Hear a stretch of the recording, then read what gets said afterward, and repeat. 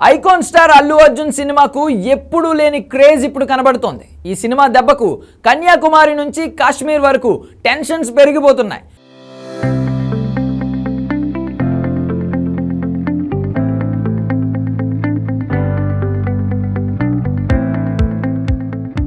Pre booking market చూస్తుంటే వేరే లెవెల్లో జరుగుతుంది.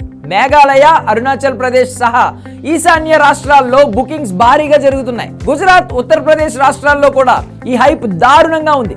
వెస్ట్ బెంగాల్లో బుకింగ్స్ చూసి బాలీవుడ్ జనాలు కూడా షాక్ అయ్యారు. గతంలో అక్కడ ఏ బాలీవుడ్ సినిమాకు ఈ రేంజ్ లో ప్రీ బుకింగ్స్ జరగలేదు. ఇక పుష్ప ప్రీ బుకింగ్ మార్కెట్ చూస్తున్న ట్రేడ్ అనలిస్టులు సినిమా వసూళ్లు ఏ రేంజ్ లో ఉంటాయో అంచనాకు రాలేకపోతున్నారు. ఇంకా 2 రోజులు ఉండగానే ప్రీ బుకింగ్స్ కు 50 కోట్లకు పైగా వసూళ్లు వచ్చాయి. అలాగే మిలియన్ టికెట్లు బుక్ చేశారు. ఖచ్చితంగా ఇంకో మిలియన్ టికెట్లు బుక్ అవడం పక్కా అనే టాక్ వస్తుంది. అటు ఓవర్సీస్ లో కూడా సినిమాకు భారీగా బుకింగ్స్ జరుగుతున్నాయి. ఈ 2 రోజులు సినిమా ప్రమోషన్స్ ను వేరే లెవెల్లో ప్లాన్ చేశారు మేకర్స్. హైదరాబాద్ మెట్రోను కూడా గట్టిగా వాడుతున్నారు. అయితే ఇప్పుడు సినిమాపై థియేటర్ ఓనర్లలో ఓ భయం స్టార్ట్ అయింది.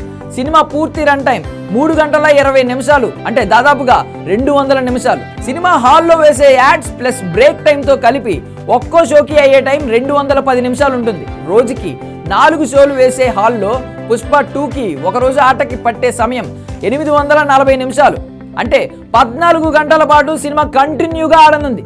సాధారణ సినిమాకి అయ్యే సమయం సగటు 160 నిమిషాలు. ఒక రోజుకి పట్టే సమయం 10 గంటల 40 నిమిషాలు మాత్రమే.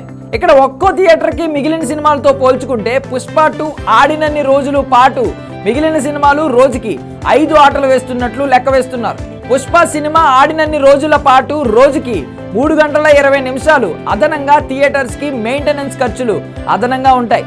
సినిమా తేడా వస్తే కొనుక్కునేందుకు కాదు, సినిమా ఆడించినందుకు కూడా థియేటర్స్ యాజమాన్యాలకి చమురు వదిలించుకోవాలి అంటూ సోషల్ మీడియాలో మీమ్స్ వైరల్ అవుతున్నాయి.